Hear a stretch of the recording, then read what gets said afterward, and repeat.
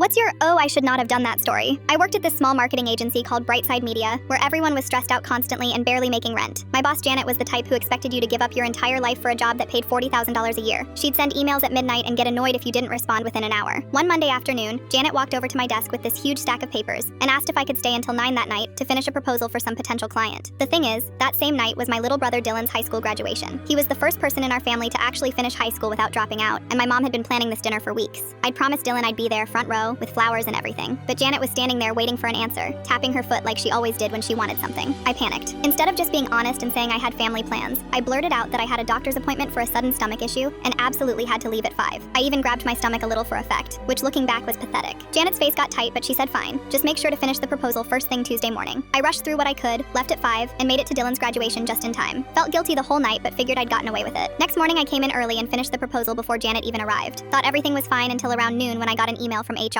The subject line said, "Regarding your absence," and my heart dropped into my shoes. The email was from Patricia in HR, saying that company policy required a doctor's note for any medical absence, even same-day ones, and could I please submit documentation by end of week. They took sick leave very seriously, apparently. I should have just admitted I lied right then. Should have taken whatever lecture or write-up was coming. But I was scared of getting fired, scared of looking like a liar, scared of disappointing Janet even more than I already had. So I did something incredibly stupid. I went online and found one of those fake doctor's note templates, filled in a random doctor's name I found on Google, put down acute gastritis as the diagnosis, forged a signature, and emailed it to Patricia that same afternoon. She wrote back saying thank you, and that was that. I thought I was in the clear. The guilt ate at me for a few days, but eventually I pushed it down and moved on with my life. About a month later, I was at my desk working on some social media campaign when a delivery guy showed up with flowers. Big bouquet of pink roses and white lilies. Everyone in the office turned to look because we never got flower deliveries. I was confused because it wasn't my birthday or anything. The card attached said, "Wishing you strength and luck with your upcoming procedure. We're all rooting for you. Janet and the Brightside team." I sat there staring at this card, feeling ice water dump through my whole body. What procedure? What was she talking about? I pulled up the fake doctor's note I'd sent to HR and actually read the name I'd randomly picked off Google. Dr. Andrew Finch. I Googled him again, actually clicked into his profile this time, and my stomach dropped for real. He wasn't a regular doctor. He was a gastroenterologist who specialized in serious digestive disorders and cancers. The kind of doctor you only see when something is really, really wrong. Janet must have looked him up after HR told her about my note. She assumed I was seriously sick. Before I could figure out what to do, Janet came over to my desk all concerned, asking how I was feeling and if I needed to take any time off before my procedure. I stuttered something about it being fine, just routine, trying to downplay it without admitting the truth, but she wouldn't let it go. She told me the whole team wanted to support me and not to worry about work stress during this difficult time. Over the next 2 weeks, everything spiraled completely out of control. Coworkers started offering to take over my projects. Mike from accounting brought me ginger tea every morning without asking. People stopped giving me tight deadlines and would tell me to go home early if I looked tired. Someone even switched desks with me so I could be closer to the bathroom, which was humiliating for reasons they didn't understand. Then Patricia from HR called me into her office and told me very gently that some coworkers had started a GoFundMe to help with my medical expenses. I didn't even know about it. They'd raised almost $3,000 in a week.